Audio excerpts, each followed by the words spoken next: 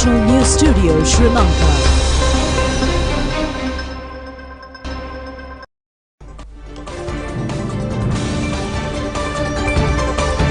Good evening. This is the National News Telecast.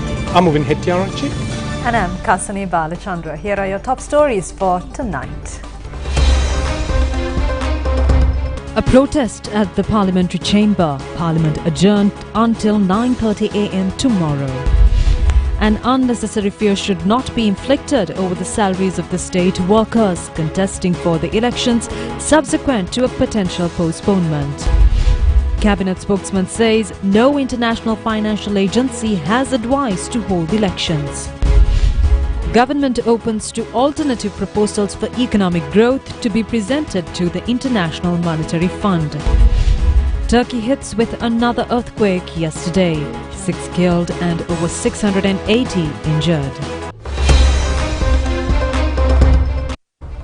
On to those and more stories in detail on today's top story. The Parliament was adjourned until 9:30 a.m. tomorrow. The Parliament was adjourned today following a protest staged at the Parliamentary Chamber by the opposition MPs demanding to conduct the local government election.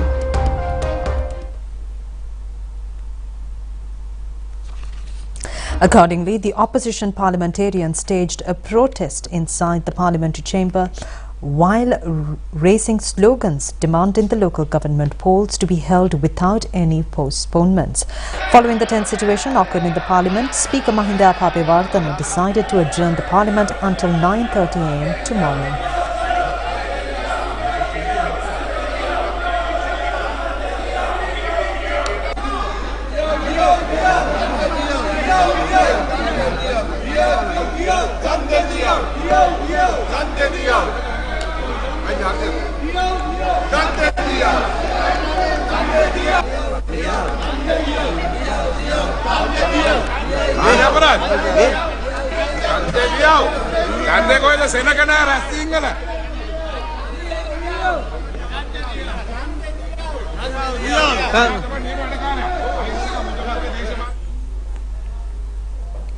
In the meantime, members were nominated to the parliamentary committees today.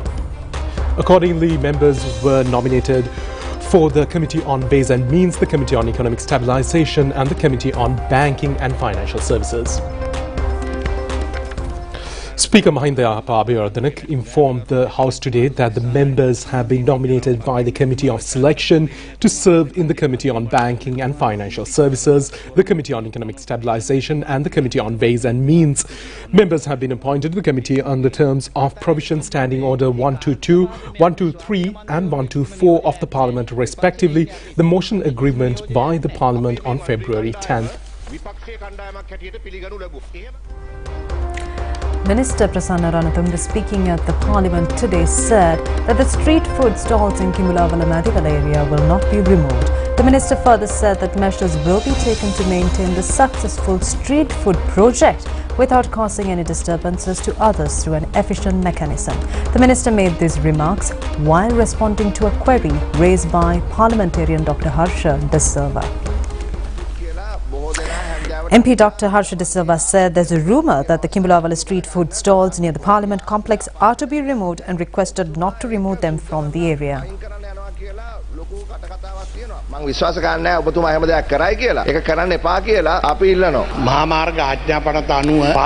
Bandara Gunawardena said that other unauthorised matters outside the traffic laws will be prohibited and dealt with.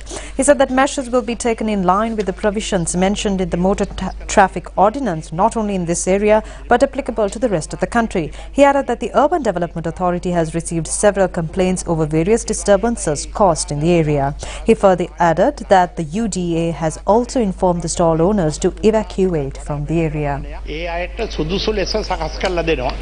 මාර්ග නීතියට අනුකූලව ඊට පරිබාහිරව කිසිදු අවසරයකින් තොරව ක්‍රියාත්මක වෙන දේවල් ඉවත් කිරීම සඳහා මේ ස්ථානයේ පමණක් නෙමෙයි මුළු ලංකාව පුරාම මාර්ග පද්ධතිය තුල මෝටර රථ ආඥාපනතේ තියෙන විධිවිධාන වලට අනුව ක්‍රියා කරන එකයි කරන්නේ. ඊට පරිබාහිර විසි පුද්ගලික න්‍යාය පත්‍රයක් ක්‍රියාත්මක කරන්නේ නැහැ. ඔබතුමා දන්නවා මේ ස්ථානයේ පිළිබඳ මීට ප්‍රථම නාගරික සංවර්ධන අධිකාරියට පවා පැමිණිලි ඉදිරිපත් කළා. ඒ ප්‍රදේශයේ වාහන නවතා තිබුණ ඉඩකඩ මගින්ට යන්න තිබුණ ඉඩකඩ අවහිර වීම නිසා පැමිණිලි ලැබිලා කීප විටක් නාගරික සංවර්ධන අධිකාරිය ගෙනාල් ඉවල එතනින් ඉවත් කරගන්න ලෙස දැනුම් දීලා තියෙනවා. පාරෙන් මෙහා පැත්තේ තියෙන කඩවලින් Minister Prasanna Ranatunga said that the business activities in the Kimbulavala area were limited to Fridays, Saturdays and Sundays.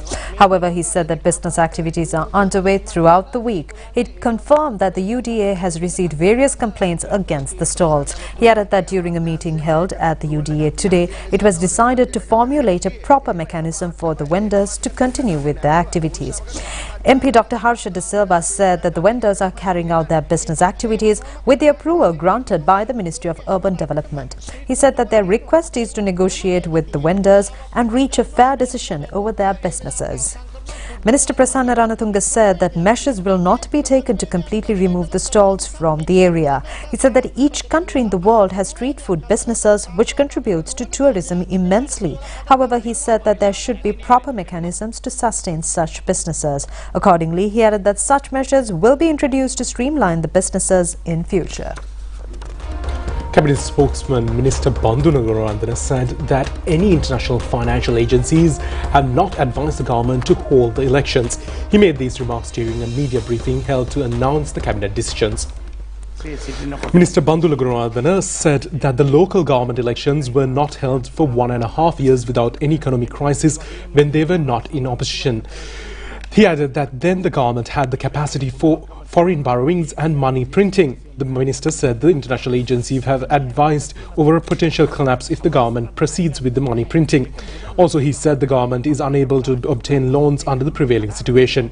He added that the state institutions functions under high expenses.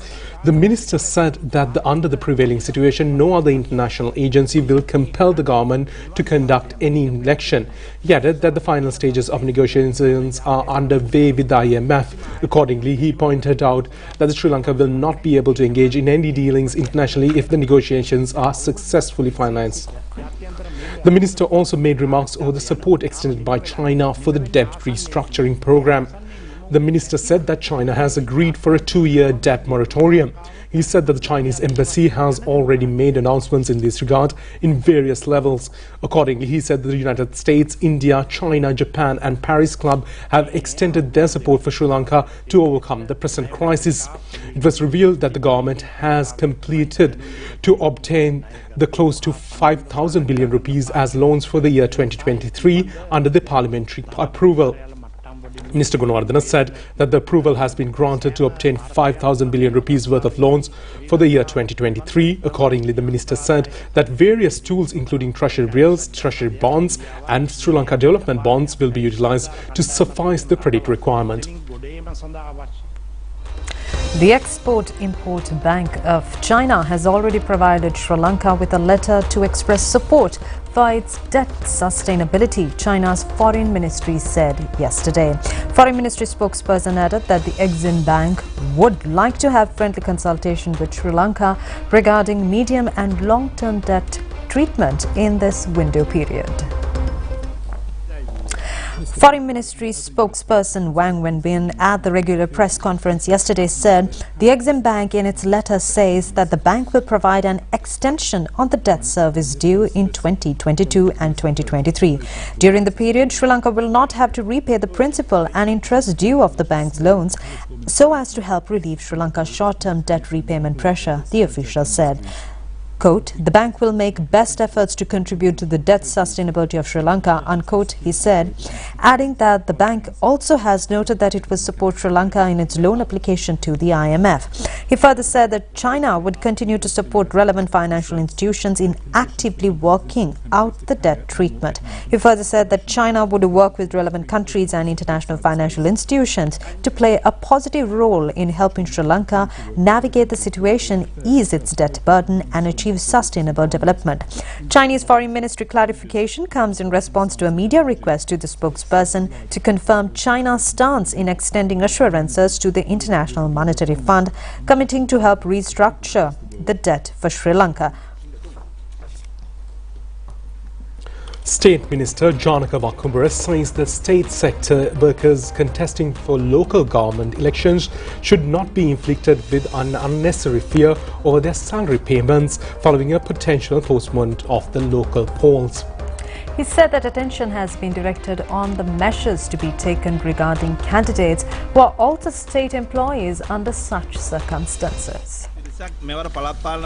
State Minister Janaka Vakumbara said that a large group of state workers are contesting for the local government polls. He said that the legal division of the Ministry of Public Administration has been advised to take necessary measures to make the salary payments and allow them to resume their duties if the election postpones.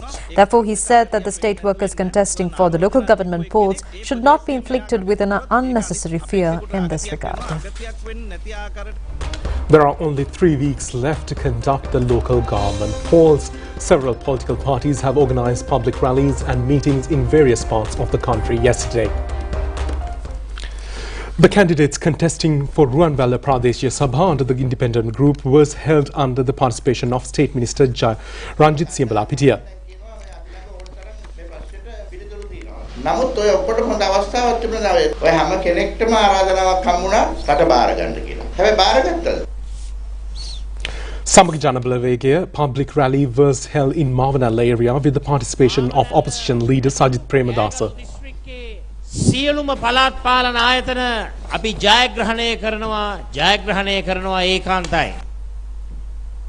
Meanwhile, the public rally organised by the National People's Power was held yesterday at Ambilipiti area with the participation of Parliamentarian Anrukumara Disanayaka.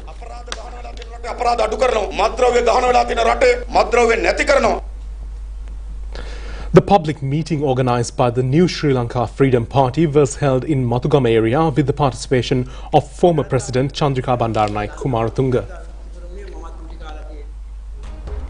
Archbishop of Colombo, His Eminence Malcolm Cardinal Ranjith, condemns the effort taken by certain entities to postpone the local government election.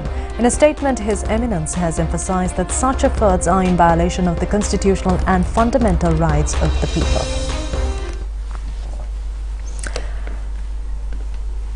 The statement issued by Archbishop of Colombo, His Eminence Malcolm Cardinal Ranjith, has indicated that postponement of the local government elections as well as other elections scheduled to be held in future is considered as a dangerous precedent which could lead the country into a dictatorship. The Archbishop has further indicated that arbitrary decision making at a time when the country requires the assistance from various international agencies, including the International Monetary Fund and United Nations as well as other foreign nations to overcome the crisis faced by the nation is a severe threat. Therefore, His Eminence has requested to provide necessary facilities and provisions without causing hindrances to conduct the declared local government polls on the scheduled date.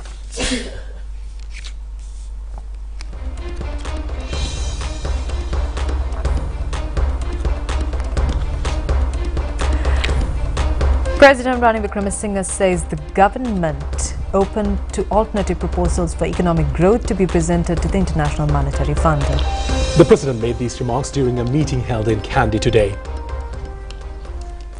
During a meeting with the businessmen and lawyers in Kandy district, President Ranil Wickremesinghe emphasized the importance of having a proper plan to strengthen the country's economy. State Minister Dilum Amunugama, Anuradha Jayaratne and Lohan Ratwatwa were present at this occasion. President Ranil Wickremesinghe praised the current government's economic program, which has helped reduce the economic difficulties. President also acknowledged that the International Monetary Fund is the only institution that can support a struggling country like Sri Lanka. Therefore, he said that if there is an alternative proposal for the government's program, he is willing to provide the opportunity to submit them to the IMF. He said the IMF also suggested that all should gather and discuss on one platform. However, he added that China is a world power and their procedure is different. The President pointed out that the government started negotiations with the International Monetary Fund last August. Accordingly, it was possible to agree on staff-level agreement in September, he added.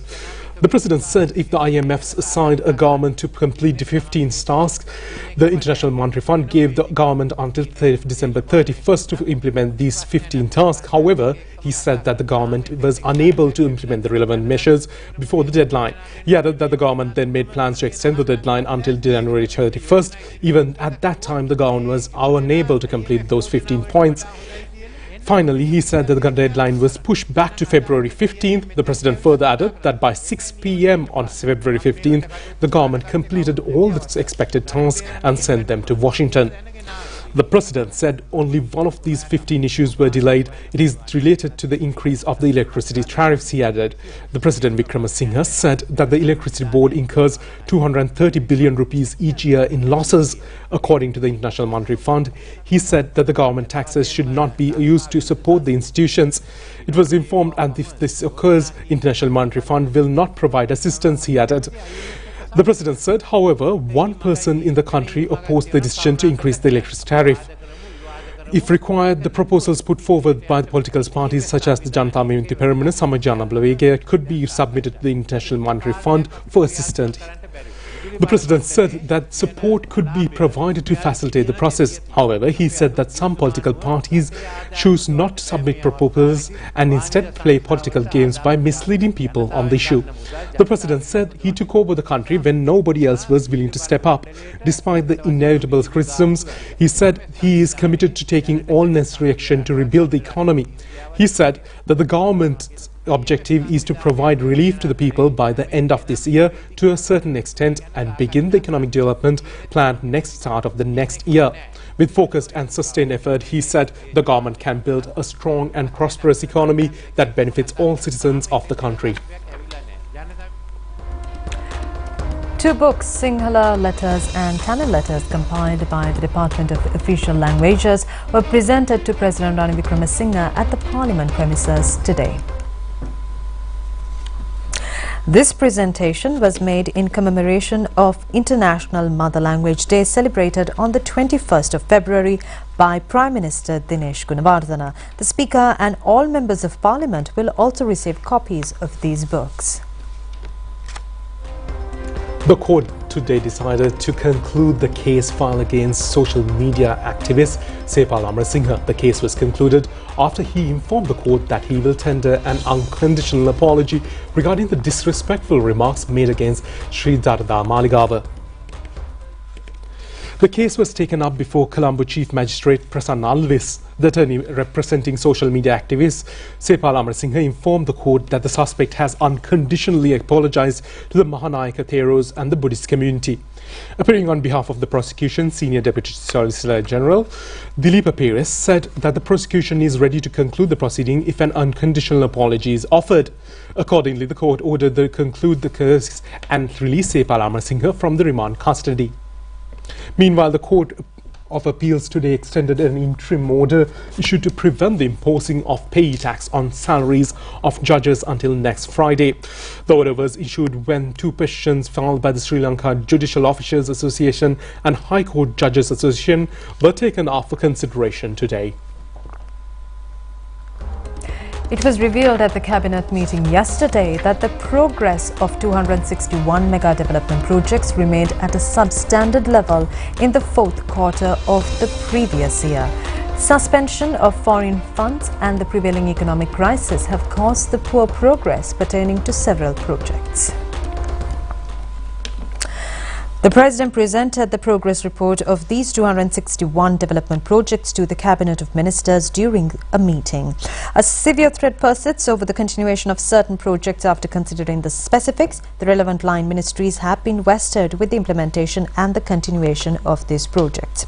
Cabinet approval was granted for the draft bill to establish a National Security Council. As per an order issued by the Supreme Court, the National Security Council has to be established on a constitutional basis and with clear composition. Accordingly, the proposal approved by the Cabinet is expected to direct the legal draftsman to prepare a bill enabling the National Security Council to be legislated through an act in Parliament. The relevant proposal was presented by President Ranil Wickremesinghe. The Cabinet of Ministers has granted approval to pass a Parliamentary Act in facilitating provisions to prevent the presenting of national awards through various institutions in an improper manner to appreciate service rendered in various fields in and out of Sri Lanka. The presenting of awards such as Sri Lanka Abhimanya, Deshamanya, Deshabandhu, Vidya Jyoti and Kala Kirti within a systematic procedure was commenced in 1986. Following an extraordinary gazette notification on the 12th of September 1990, the relevant national awards were presented to foreign nationals as well. Accordingly, the objective of this act is to adhere the relevant procedures in selecting awardees through an application process. The relevant proposal was presented by President Ranil Wickremesinghe. The Cabinet of Ministers granted approval for a development project related to Kandy city within an efficient city plan. The relevant proposal was presented by President Ranil Wickremesinghe. Cabinet approval was granted to establish a special committee consisting of ministers and state officials to prepare a comprehensive development plan for the Kathugasthota and Kandy and Kundasala areas with a particular focus on improving infrastructure, amenities and services. Japan International Cooperation Agency, also known as JICA, recommends all ongoing projects after the IMF package on destructuring debt. JICA Director General for South Asia Ito Teruyuki made these remarks when he met with Prime Minister Dinesh Gunawardena yesterday. JICA Director General for South Asia Ito Teruyuki, responding to a request made by the Prime Minister, assured that $2.5 billion worth 12 JICA projects would be resumed no sooner the debt restructuring program is finalized by the International Monetary Fund. The Prime Minister thanked JICA Director General for the continuous assistance provided to Sri Lanka for several decades for water treatment, sewage, sanitation and solid waste treatment projects in several cities and towns. Prime Minister Gunawardena also briefed the JICA delegation on the steps taken to improve the transparency and accountability in project implementation. Secretary to the Prime Minister Anuradha Dissanayake was present at this occasion. 4 houses have been completely destroyed following a fire which occurred in line houses at Kenilworth Estate in Ginigathena this morning. Reports have indicated that 48 houses are connected in this line. The fire had occurred at around 10 a.m. after the estate employees residing in the line houses left for work. Steps were taken by the Ginigathena police and the estate workers to douse the fire.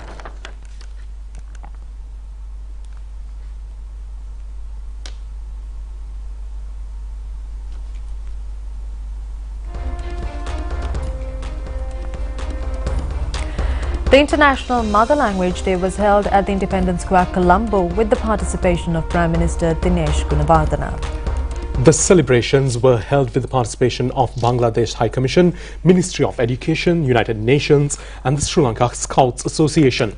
Certificates were presented for the winners of the competitions, which included arts and literary cultural items in both Sinhala and Tamil languages, commemorating the International Mother's Language Day. State Ministers Tharaka Balasuriya and Suren Ranghavan were present at the occasion. The 5th convocation of the Colombo College of Applied Studies was held at the PMICH recently.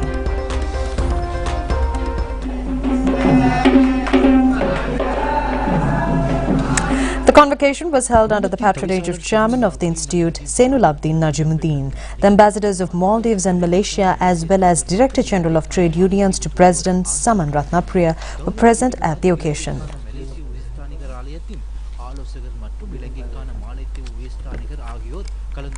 ஜனாதிபதியின் வர்த்தக சம்மேளனத்தின் பணிப்பாளர் நாயகமும் முன்னாள் பாராளுமன்ற உறுப்பினருமான சமன் ரத்னப்பிரியவும் இதில் கலந்து கொண்டார். இதன் போது உயர்கல்வி நிறுவனத்தில் உயர் டிப்ளோமா கற்கை நெறிகளை பூர்த்தி செய்த மாணவர்கள்.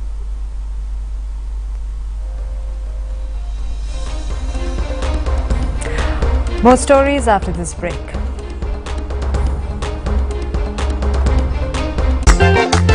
Magi love story ekata farasa add karagena hot and spicy kella velama. Happy Valentine's Day. Prima kottumi share the hot and spicy love every day. Prima kottumi fun tamai.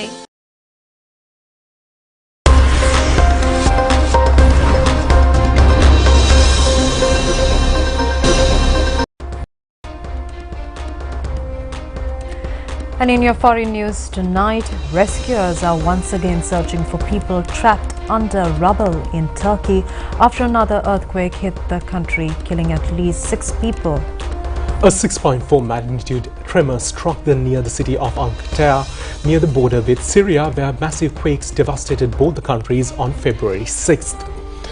Earlier quakes killed 44,000 people in Turkey and Syria, with tens of thousands more left homeless. Buildings were weakened by those tremors collapsed in both countries yesterday. The Turkey's Disaster and Emergency Agency has indicated that a 6.4 earthquake occurred near late last evening at a depth of 10 kilometers. This was followed by a 5.8 aftershock 3 minutes later and a 31 subsequent aftershocks that were not as severe. The Turkish authorities have said 294 people have been injured and 18 of them are in critical condition. Reports have indicated that the death toll has been relatively low this time, as the earthquake struck an area that had been largely empty following the previous quake. In Syria, around 470 injured people are reported to have visited hospitals after yesterday's quake, which were also reportedly felt in Egypt and Lebanon. Chinese cities are now immersed in an ocean of brightly colored flowers as temperatures gradually rise and spring approaches. As the temperature gradually rises, kapok flowers in Zhangjiang County are now in full bloom. Nearly 6,000 catalpa trees planted in over 13.34 hectares of land in Meiling National Forest Park in Nanchang City has entered their full blossom period. The flowering period of catalpa lasts for about a month, enchanting local residents and tourists with its gorgeous yellow blossoms. In North China's Hebei province, plum blossoms in the Suzhou Inkwell Garden started to bloom in the coldish spring. Every year from mid-February, different varieties of plum will start to bloom and they will enter full blossom period in March. The nearly 67 hectares of rapeseed flowers in northwest China's Gansu province have also entered full blooming period. Under the sunlight, the rapeseed terraces look like golden dragons winding among the mountains. Winter jasmine blossoms, plum blossoms and spring flowers are ushering in spring in central China's Henan province. Lovely yellow winter jasmine blossoms are always the first to inform people on the arrival of spring. The fragrance of white and pink plum flowers are refreshing people's minds, bringing more vitality to the early spring.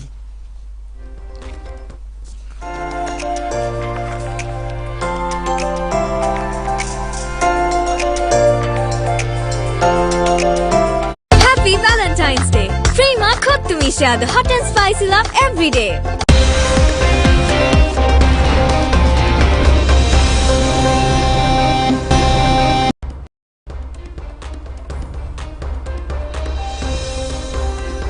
Now on sports news. In cricketing news, Sri Lanka A team won the unofficial one-day series against England Lions today. Accordingly, the Sri Lanka A won the third match and secured the series by 2-1. The match was played at the R. Premadasa Stadium in Colombo. Batting first, England Lions scored 166 runs in 45 overs for their innings. Jacob Beatle scored 50 for the Lions. Sri Lanka's Isitha Vijayasundar and Dushan Hemantha picked up 3 wickets each. Sri Lanka managed to chase down the target of 167 in the 32nd over while only losing 4 wickets. Nipun Dhananjaya scored 65 runs for Sri Lanka.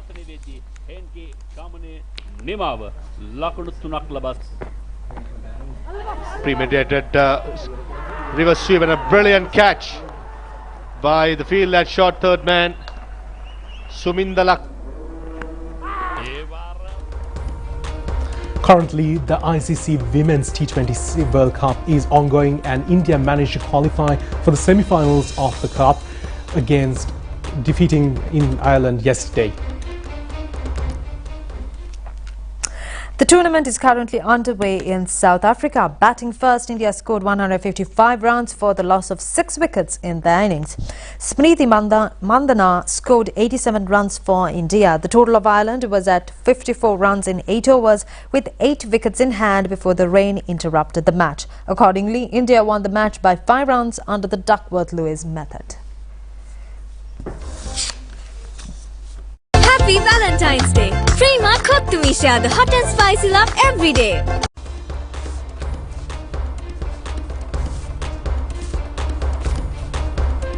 That's it for tonight's English News telecast. Thank you for joining us. Good night. Good night.